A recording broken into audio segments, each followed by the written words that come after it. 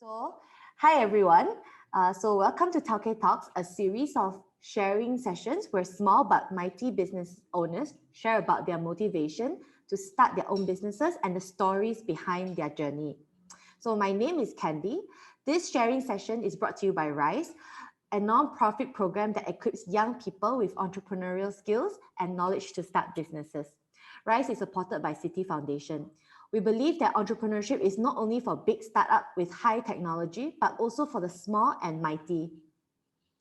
RYSE aims to showcase stories of small local businesses that are persevering, especially through this difficult time, and still chasing their dreams. So I'm very happy to welcome our guest of the day, Alia from Asal, a local homemade cosmetic brand. So welcome to Tauke Talks. We're honored to have you here today. Hi Candy, hi everybody. Hi. So before we start, right, I just like to inform everyone about the agenda. So right now, we're in the welcoming kind of part where we find out a little bit about Alia and her business. Then we will go into the sharing session where I will have a list of questions prepared and I will ask her. This will be focusing mainly on her entrepreneurship journey, the ups and downs and her challenges and her achievements. And then we'll move on to the Q&A session. That's where that's a space for everyone here attending for you all to ask questions. So any questions you have, you can just pop them into the chat box and I will ask them out at that time. And then after that, we will end it with the announcement for the next Tauke Talk. Okay. Okay, so without further ado, so Alia, why don't you kind of introduce yourself and the business and how do people find you? Okay, thank you so much, Candy, and thank you so much, RYSE, for giving me this opportunity to feature me and also Asal in your platform. Okay, so Asal is actually a local homemade and handmade local cosmetic brand by yours truly. We're based here in Kuala Lumpur, and we are fairly new. We just started Asal in August 2020. That is like in the midst of all the crisis. We took a brave and bold step to start Asal. And one of the key products that we have in Asal is stick soap. It's fairly new. Not a lot of people are aware of what is stick soap, but we are here to introduce it to you guys, even though with all the crisis that has been going on, the pandemic and everything. And of course, we'll be launching new products soon, and we're planning for a big collaboration with other brands. Okay, so let's say if someone wanted to buy the stick soaps, which are behind you, by the way, I just want to point out to our audience right now. And they're very small and they're very cute and very, very accessible, to bring out. Thank you. I personally am a customer of her products also. Yeah, so just said, so if someone wanted to buy soaps from you, how would they do it? Like, how do they contact you? Okay, so currently we're only operating on Instagram account, only on social media. We have yet to look into other e-commerce platform, but currently we're just operating on Instagram account. So if you are interested to know more about our brands and also our products, please head over to Asal and follow us there. Okay, great. Okay, so what I guess a lot of the interviews start this way, right? Like I really want to get straight down into the most important question, which is like your inspiration, your the background of how you started and shifted, from a person to becoming your own tauke. So yeah, just tell us like what inspired you to start. Okay, so basically, having my own cosmetic brand has been a long life dream that I had. I used to work as a junior cosmetic chemist for an international brand, and I was introduced to the world of behind the scene of cosmetic by my father, and of course um, by my employer previously, Mr. Paul. So I fell in love with making cosmetics. So I know that most girls will love to put it on their face, but I, on the other hand, just love the art. I call it art behind making it. So my first project with that brand was making color cosmetic.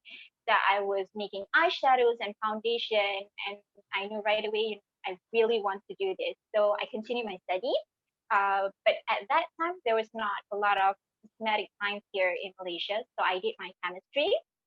And after I graduated, the cosmetic industry in Malaysia was not booming. It was fairly new. We are still outsourcing from Indonesia and so Philippines and Vietnam. So it was a bit challenging, a tough market to start your own cosmetic brand. So I started attending workshops and classes on making cosmetics, on essential oils, and also herbs. So I start gaining knowledge and experience, and I'm super blessed that I was able to learn directly from these people that I considered them masters in their own field. In herbs, I got Dr. Gani.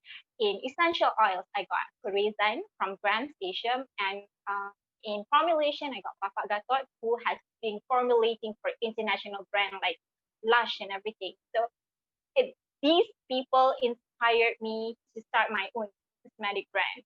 So I was a bit reluctant. I was doubting myself, but with a constant push from family and friends, I finally break the wall and started Asal in August 2020. Interesting. I heard you also said your dad actually also introduced you to cosmetics making. Yeah, my dad is a doctor. He was a doctor and so he was a doctor and he ventured into earth, into ancient medicine, and he shifted my my my passion from just putting on makeup into really looking into herbs, on local herbs, on essential oils, and the science behind making it. And I heard you said you had like a very positive support from your family and friends as well. So their reaction wasn't like not, it was all positive lah. Alhamdulillah, it was all positive because it was a crazy idea for me to start it in year 2020. It's everybody was pulling out from business, everybody was struggling. But then, they told me that, you have the capability, you have the knowledge, you have the talent. You just need the confidence, you just need the push to just do it, just start. So I was like, okay, start. That was it. So you would say they were even more confident in you than you were in yourself. Yes. I was doubting myself when I wanted to start, but these people, I'm just so blessed to be surrounded by them because they see what I don't see in myself. So they keep on reminding me, you know what? At times you irritate me, Alia, because I have more confidence in you than you have in yourself. So it's a constant push that I've been getting from family and friends that make me just started.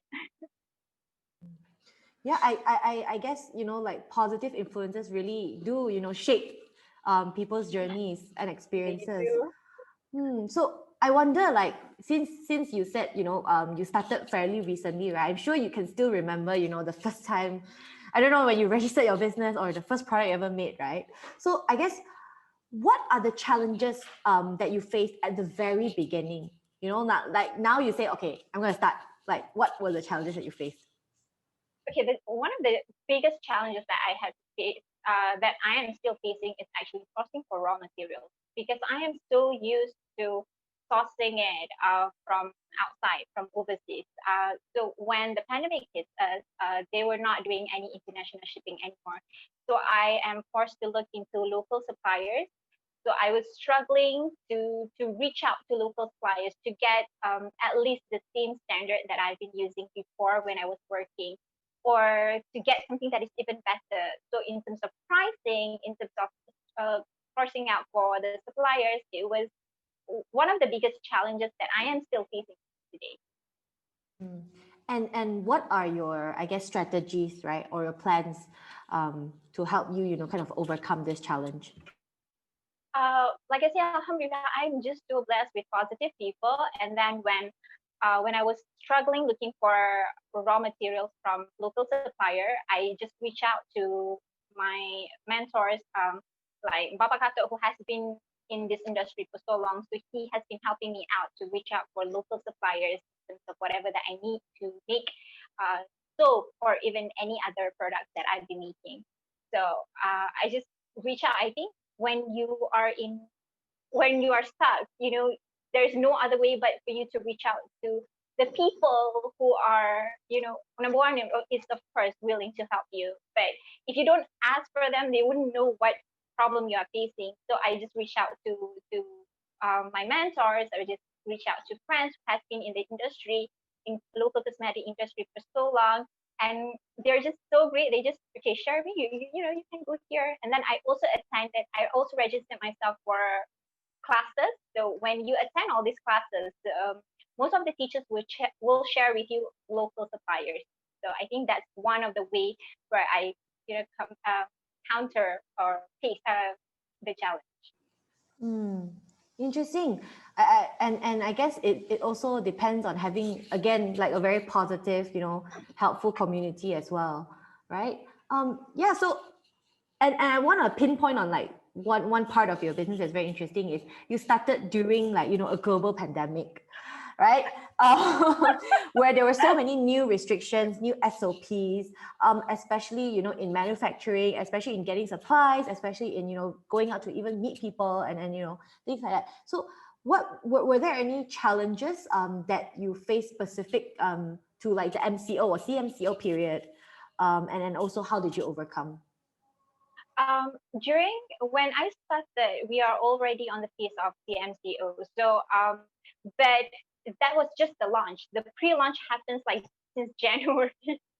Since January, so I started sourcing out for raw materials, and of course, I was planning to release it sooner. I was planning to start it sooner, not August, but because of the restrictions in going out to get raw materials and the international shipping and also local shipment we have some issue with local shipments. So that's how I was planning to start it in June, but it was pushed forward to August. So mainly it's because the timing has always been the challenging, but then you trust in the timing, you trust in God's plan, and then eventually things will work out. But even with all these challenges, it just push you harder, to make it better.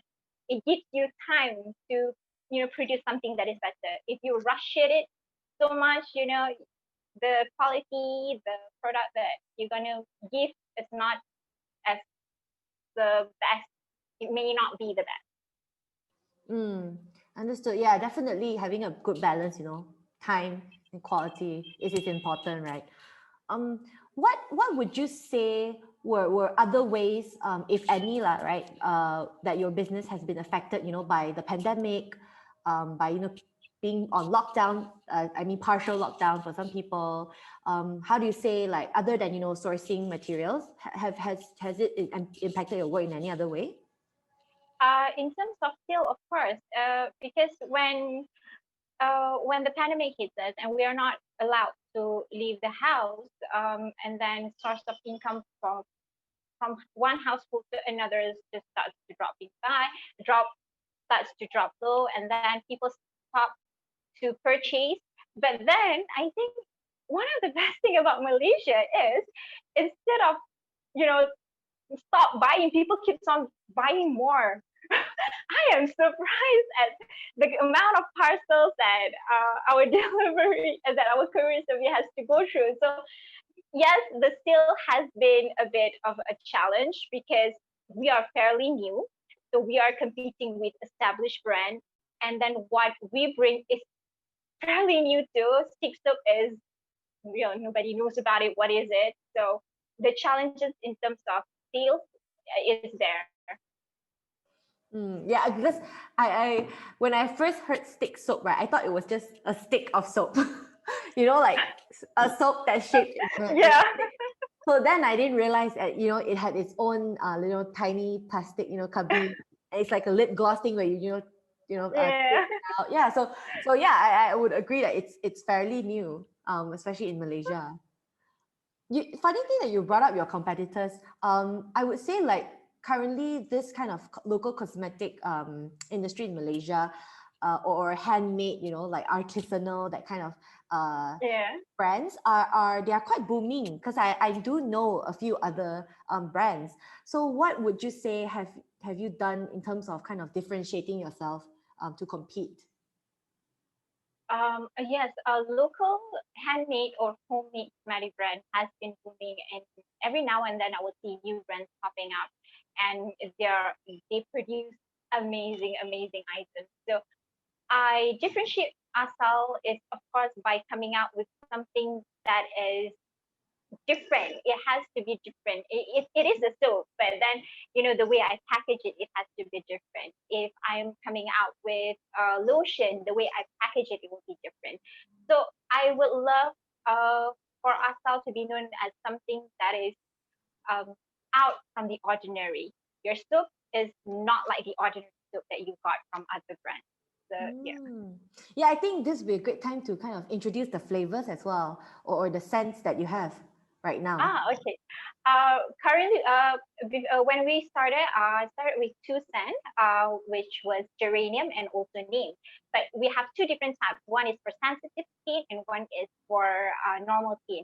Even with that, people start to ask me, like, it's just hand. Why do you need sensitive skin? As in, like, for your face, why do you need normal skin? Because my son actually has eczema and sensitive skin. So it's very, and I do know that a lot of people has uh, got bad reaction over excessive use of hand sanitizer that makes their hands dry. So for me to come up with something that is for sensitive skin is very important, and also for the normal skin as well. So and then it was last last month we came out with two new scents, which is orange and also sage. All of our products are made from essential oils. We use essential oils and not fragrance oil because we want to make sure that we give the best of quality, number one, of course. And number two, we want to make sure that some people are allergic to fragrance oils. So we choose essential oils. And they're all sourced locally, am I correct? Locally sourced. Okay. I didn't know there were like sage essential oil producers. And Oh no, no. It's just I think they don't produce it here, but they're the middle person. Okay, interesting. Um, I also heard that you mentioned your son has that was also kind of your inspiration on why you created these soaps, right? Yes. Would you say being an entrepreneur or being your own tauke has really changed your life as a mother as well? 100%. It changes my life 360 because I am a full-time housewife. So I have been very involved in my family. I homeschool my children. So when I started this business, I want to make sure that I get them involved as much as I can. So every time I make my soap, or when I wanted to come up with a new scent, I will always get my children involved with it. So they are very involved because before this I was making bath bombs, so they will have their own little corner for them to make their own bath bombs. So they are my little chemists. Every time I created something new, they will be there to witness it, to see it, and then to give their little comments. You know how children, they are very honest, and it's like if they don't like it, it's like, no, Brenda, I don't like that smell. Like, okay. But I mean, this would be like great for, I guess, their science classes. Like this is Yes. like the best science class ever. Hands-on practical experiments. They always make their soap by themselves. Like, okay, I want pink color soap. No, I want to put this oil. I want to I like every weekend and once in a while I will have a little session with them. Okay, now you can make your own soap. They really like it. I think one of the perks of making it homemade in front of your children, so they see what the entire process, they actually witness it from me struggling, not just in terms of making the product, but in terms of taking pictures and uploading it. And then I noticed that I spend a little bit more time on my phone trying to figure out how to edit a picture and what caption should I put. So they were asking me, what are you doing? So I have to explain to them. So it's an entire process that they are witnessing, and I think it's a very good exposure since they are homeschooled by me. Yeah, I guess this is another kind of activity that they can do as well, rather than just being at home, right? Yeah. Yeah, so I know that a lot of entrepreneurs when when they start off, right, they have this like belief that, okay, this is the most important thing I need to know, or this is the most important value I need to uphold. What would that be for you? You know, like the most important skill or mindset or value that you think it makes entrepreneurs successful? I think number one for me is always knowledge. I was raised by my father, by my mother, by my family to always, stress on knowledge and understanding what you do. So before you want to jump into something, make sure you know in and out of something that you want to do.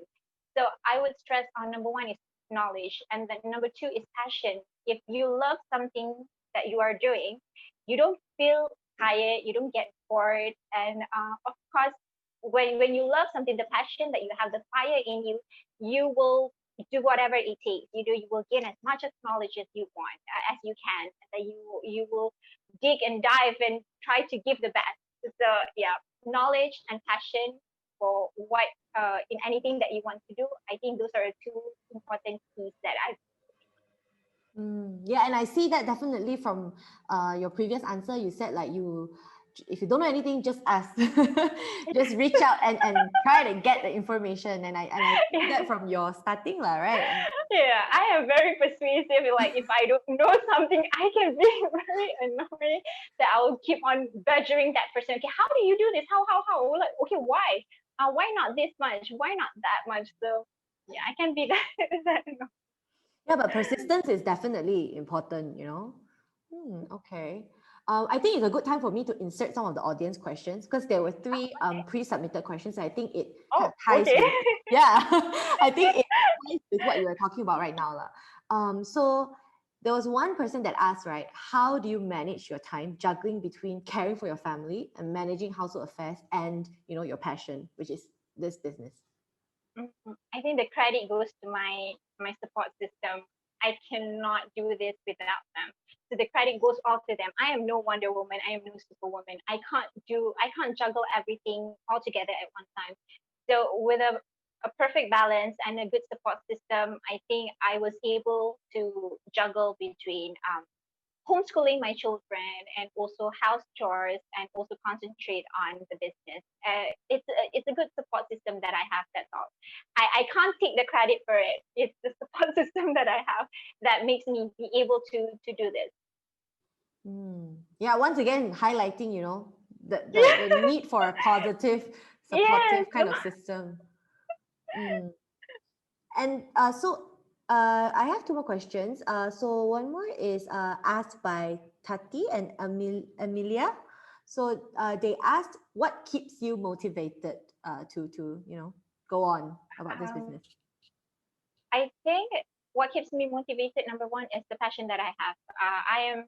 I love making this. When I was working as a junior cosmetic chemist, every single day when I wake up, I can't wait to go to work.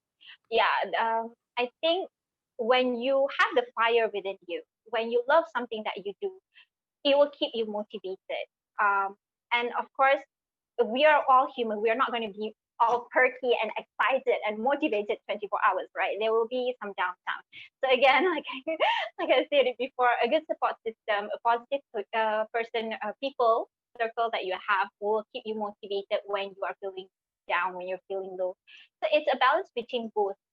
From myself as well, because it's a passion that I have. It's something that I really love to do. And number two, whenever I have doubt, I don't go and reach out and I tell them, guys, I feel down. I don't feel like doing this. It's just, I think it's God's way. Whenever I feel down, it's just God just send his little angels down to me and say like, Alia, you've been so quiet. What's wrong? So it's like, okay. I feel like, my business is not doing so good and yada, yada, yada. So they will keep me motivated and upbeat. So yeah, a balance between both. You need to have the passion in yourself, and then you need to have a good support system to to help you out when you're feeling down. Interesting. Okay, so I guess the after experiencing all this, the challenges, and then also obviously the support from your support system, and also the joys of being your own entrepreneur, right? I have to ask you, do you think young people in Malaysia should start their own businesses, and why? Oh yes, definitely do. I think when RYSE first approached me, I was like, oh my God, young generation have this kind of program. I really knew that because back in my days, we don't have this kind of, guidance. And so RYSE is one of the platform that has been helping a lot of young entrepreneurs. And I do feel that it's very important for us to start it at a young age. I think I started it at a young age, not really starting my own business, but I was helping out my auntie to sell this, my friend is selling, my sister selling this. So, and then I look, and then my children are doing this too. They have their own little business that they are doing right now. They're taking orders for mass chain where they are doing it by themselves with me just monitoring. So if you start it young, you will learn more. You will have more experience, and it broadens your mind. It broadens your creativity. So I think yes, it's very important for you to when you started young, you have like a whole year ahead for you to figure out what drives you more, what connects with you, what do you like, what kind of business do you like? Do you like to cook, or do you like to bake, or do you like to make something? So when you start them young, they will have all this opportunity to venture into different kind of niche until they find something that they really like.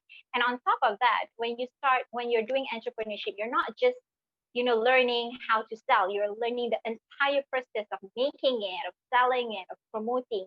So from A to Z, you are there. You are involving in every single step. So I think it's good and it's best for people to start it young. Very convincing argument.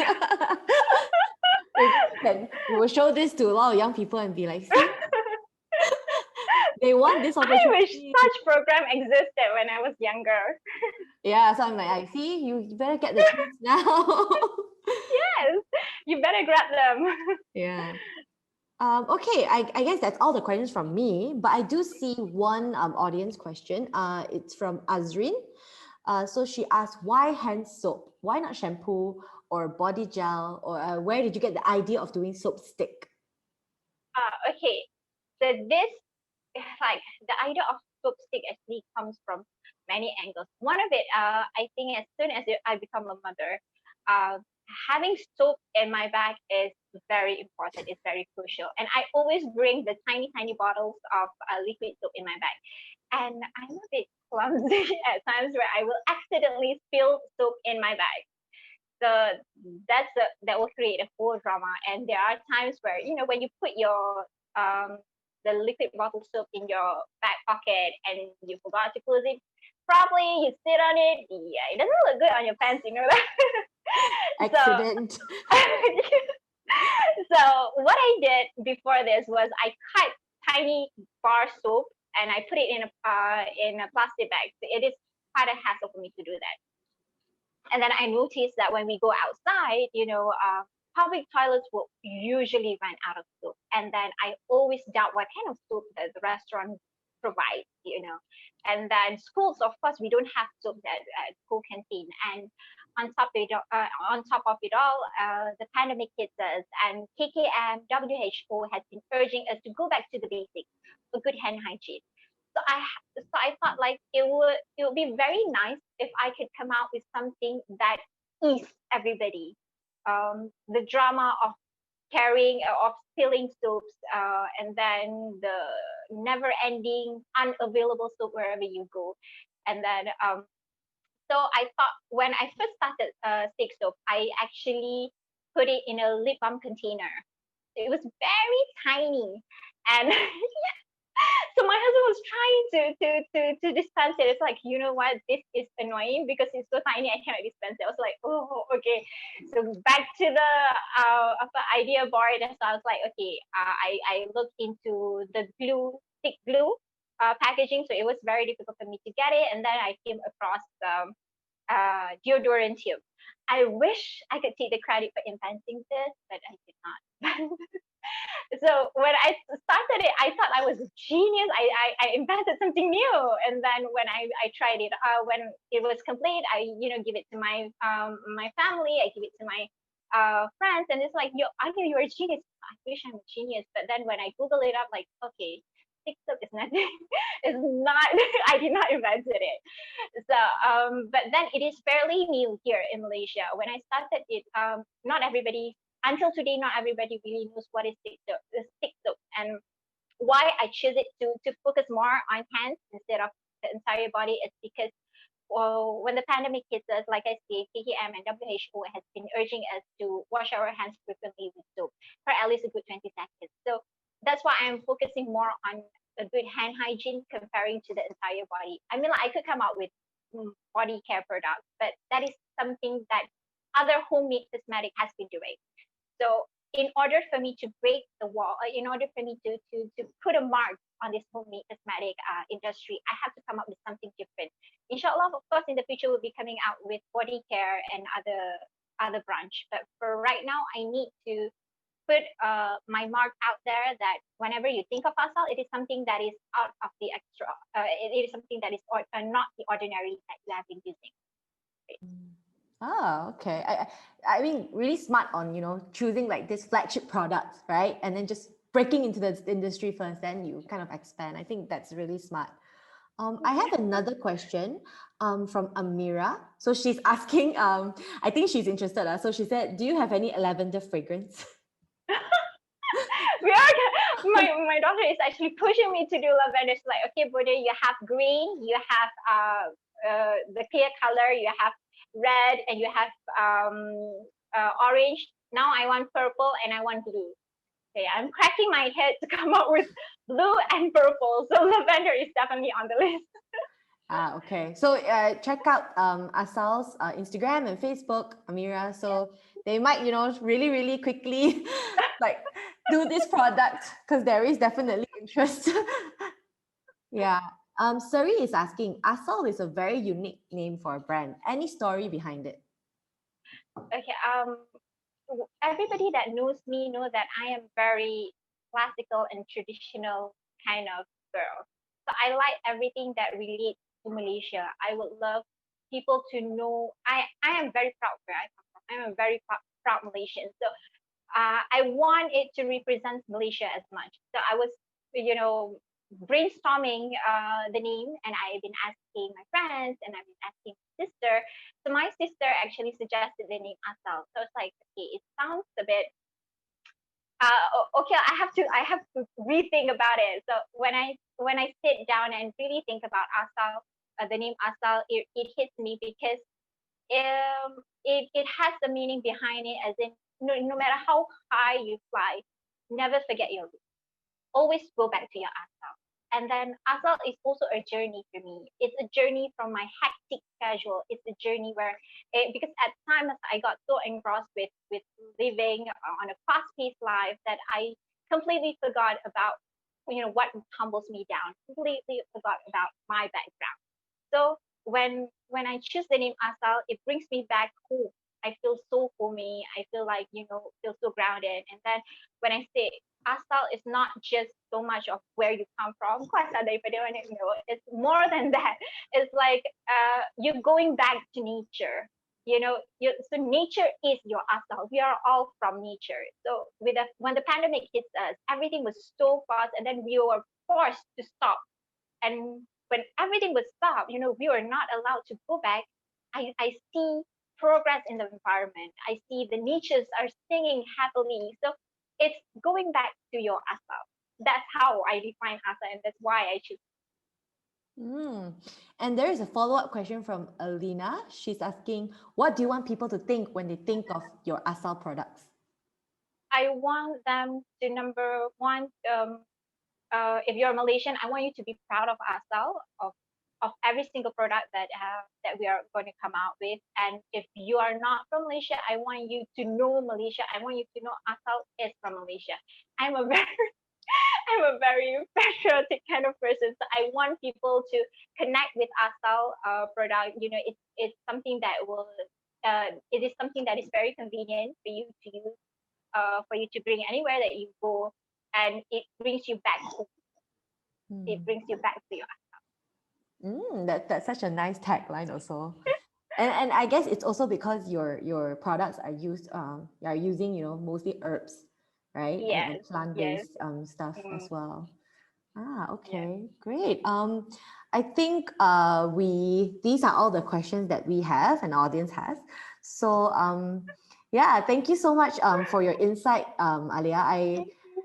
I'm very refreshed. I mean, with hearing from all your answers and all your experiences, and the casual advices that you gave, like, oh, you must reach out and ask people questions.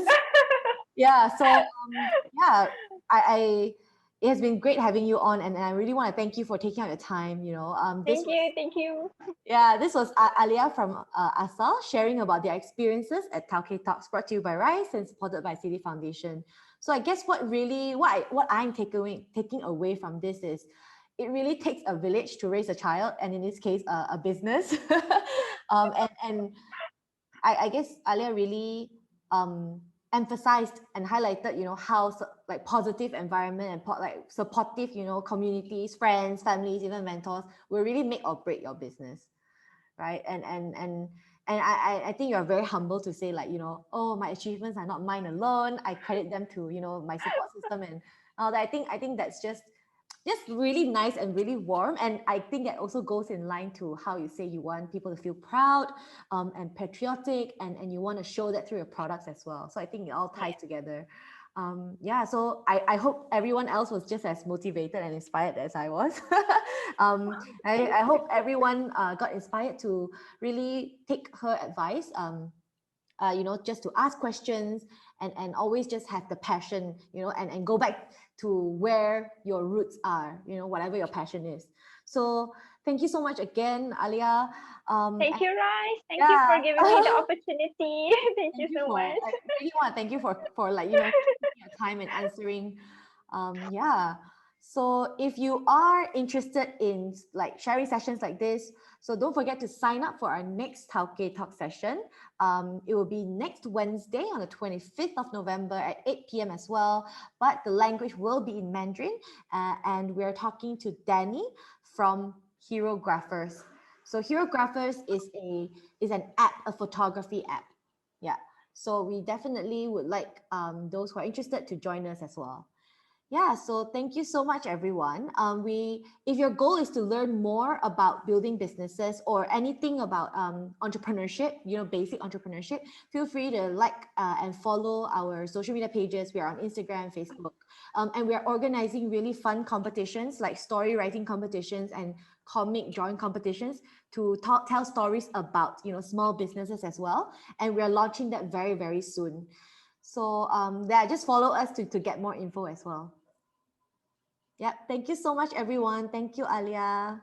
Thank you again, Candy. Thank you. Thank you, everyone, for joining us. Thank you. Thank you, guys, for showing up. Thanks, everyone. Bye.